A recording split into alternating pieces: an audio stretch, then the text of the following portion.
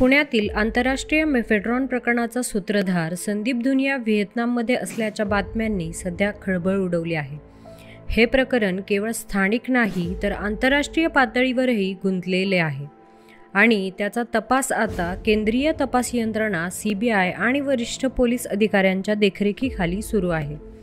या प्रकरणाचा तपशील आणि त्यामागे असलेली गुंतागुंत समजून घेणं अत्यंत गरजेचं आहे। संदीप धुनिया हा मेफेड्रॉन तस्करी प्रकरणाचा मुख्य सूत्रधार मानला जातो। तो व्हिएतनाममध्ये असल्याचा अंदाज पोलीस व CBI यांनी दिला आहे। संदीप धुनियाच्या मागे अनेक आंतरराष्ट्रीय नेटवर्क्स असल्याचा संशय आहे। यामुळे हे प्रकरण अधिक गुंतागुंतीचं बनलं आहे, कारण मीडियाच्या म्हणण्यानुसार पुणे जिल्ह्यातील करकुंभ येथून 400 कोटींची मेफेड्रॉनची तस्करी लंडनमध्ये केली गेली। या प्रकरणाचा केंद्रीय गुन्हे अन्वेषण शाखेकडून समांतर तपास करण्यात येत आहे।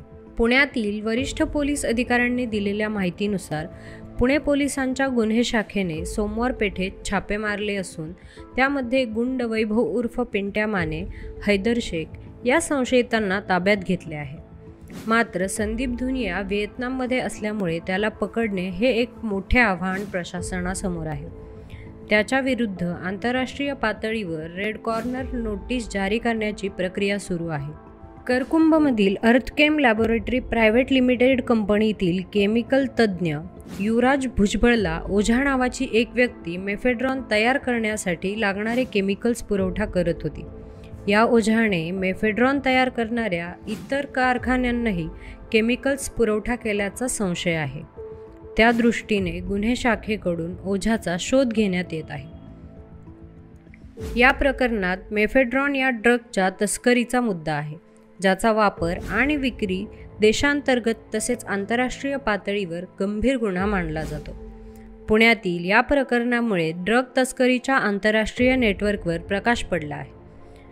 त्यामुळे या प्रकरणाचा तपास केवळ स्थानिक पातळीवर नाही तर आंतरराष्ट्रीय पातळीवरही महत्त्वाचा मानला जातो।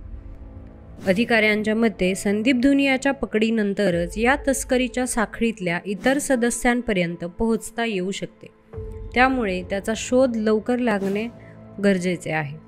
तसेच या प्रकरणात सहभागी असलेल्या इतर व्यक्तींच्या कारवायाही लवकरच होण्याची शक्यता आहे। या प्रकरणामुळे पुण्यातील आणि महाराष्ट्रातील ड्रग तस्करीच्या विरोधात पोलीस आणि केंद्रीय तपास यंत्रणा अधिक सजग झाल्या आहेत। भविष्यात अशा प्रकारच्या गुन्ह्यांवर अधिक कडक कारवाई होण्याची शक्यता आहे।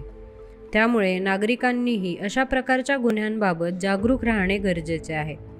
संदीप धुनिया आणि त्याच्या आंतरराष्ट्रीय नेटवर्कचा शोध लागेल असेही बोललं जात आहे।